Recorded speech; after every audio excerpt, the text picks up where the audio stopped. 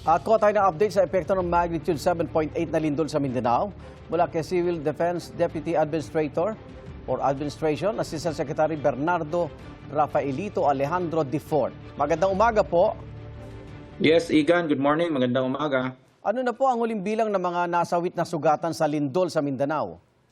Oo, as of kagabi, 6 o'clock hanggang midnight, hindi pa po nagbago ito. 45 pa po ang reported na nasawi or patay dito sa lindol. And meron pong 630 individuals na reported injured at meron po tayong mga reported na missing na halos umaabot na 17. But again, we are still validating kasi meron pa kaming nare-receive na mga additional reports na may dagdag pang mga numero dito, no? Lalo na sa San Jose Abad Santos at saka sa Glan. Opo, saan ho yung pinaka naapektuhan doon sa bilang na maraming mga naging biktima?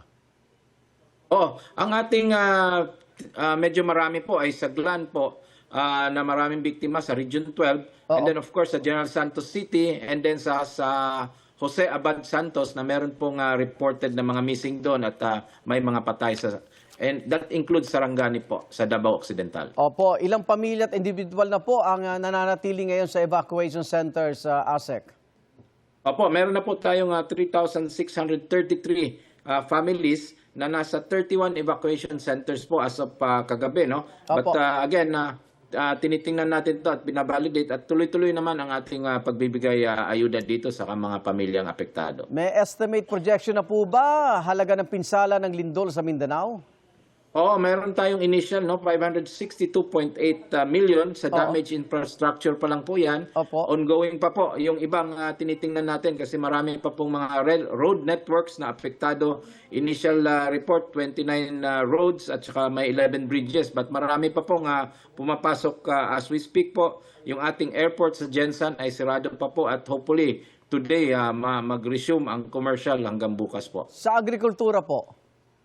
Sa agriculture, wala pa pong pumapasok but yung ating DA po at kasama mga LGUs ay umiikot at tinitingnan yung extent ng damage sa agriculture sector natin. Asik Alejandro, nabanggit nyo yung nasirang kalsada at tulay dahil sa lindol. Paano matitiyak na maibibigay yung tulong ng gobyerno kung may mga lugar na isolated po? Oo, ito nga with the DPWH, si SecWin sa utos na rin ni Pangulong Marcos ay tuloy-tuloy na ma-restore itong mga major networks doon, lalo na yung papuntang Glan. Kasi yung Glan po medyo hirap papunta doon, kaya kailangan natin mag-mobilize ng helicopters and sea vessels from the Coast Guard and the Navy para maghatid tulong. But we were assured kagabi na hanggang ngayong umaga baka pwede na lang daanan yung highway natin papuntang Glan. May nadagdag ba sa nagdeklara ng state of emergency? Wala pa po.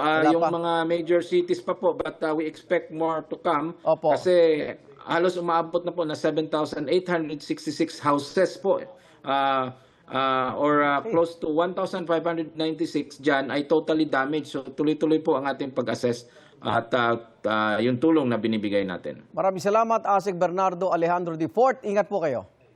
Yes, Igan. Maraming salamat po at magandang umaga sa ating lahat.